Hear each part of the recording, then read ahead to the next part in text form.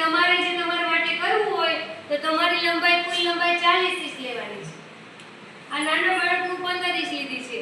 પછી સૌથી પહેલા કટિંગ કરતી વખતે કુલ લંબાઈ લેવાની. કુલ લંબાઈ લેવાની એટલે ઊભો પન્નો. કટિંગ કરતી વખતે ધ્યાન રાખવાનું ઊભો પન્નો હોવો જોઈએ અને કુલ લંબાઈ. અને બીજું છાતી પહોળાઈ હોય એટલું જ કાપડ ગોઠવવાનું. કાપડ વધારે હોવું ન જોઈએ. આટલો ટુકડો વેસ્ટ જવો ન જોઈએ. જેટલું છાતી પહોળાઈ હોય એટલું કાપડ ગોઠવવાનું અને કુલ લંબાઈ અને ઊભો પન્નો પહેલી કાળજી રાખવાની તમારે રહેશે. પછી ઊભો પન્નો ગોઠવી દીધો પછી બંધ ઘડીએથી કુલ લંબાઈ લેવાની. આ બંધ ઘડી છે. બંધ ઘડીએથી કુલ લંબાઈ લઈ લીધી તમે. પછી બંધ ઘડીએથી ગળાની પહોળાઈ લેવાની. ગળાની પહોળાઈ લીધી. સૌથી પહેલા ગળાની પહોળાઈ પછી ગળાની લંબાઈ આવશે.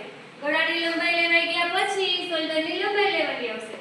શોલ્ડર લંબાઈ ગળાની બાજુમાં જ્યાં મેં ગળાની લંબાઈ લીધી છે એ લીધી છે ત્યાં જ બાજુમાંથી ગળાની શોલ્ડરની પહોળાઈ આવશે. શોલ્ડરની પહોળાઈ મેં લઈ લીધી પછી શોલ્ડર પહોળાઈ મેં લઈ લીધા પછી શોલ્ડરની લંબાઈ આવશે.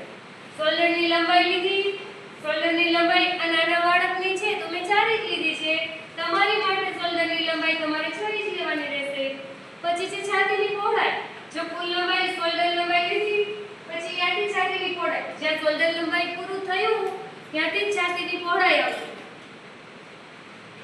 છાતીની પહોળાઈ લીધા પછી કમરની લંબાઈ આવશે. આ નાના બાળકનું છે એટલે કમરની લંબાઈ નથી. જો તમે તમારું પૂરતું કટિંગ કરવાનું રહેશે તો આ રીતે આપણે કમર લંબાઈ લેવાની રહેશે. કમર લંબાઈ લીધી. પછી પટ્ટી વાળવા માટે તો પટ્ટી વાળવા માટે 1 ઇંચ આપણે વધારે લેવું પડશે. કેમ કે જો તમે જેટલું માપ છે એટલું જ માપ લેશો અને પટ્ટી ફોલ્ડ કરી નાખશો એટલે ગળાની ફરિયાદ આવશે કે આમાં આ તો 1 ઇંચ ટૂંકું થઈ ગયું. એટલે પટ્ટી વાળવા માટે 1 ઇંચ વધારે લેવું એ ખાસ કાળજી લેવી.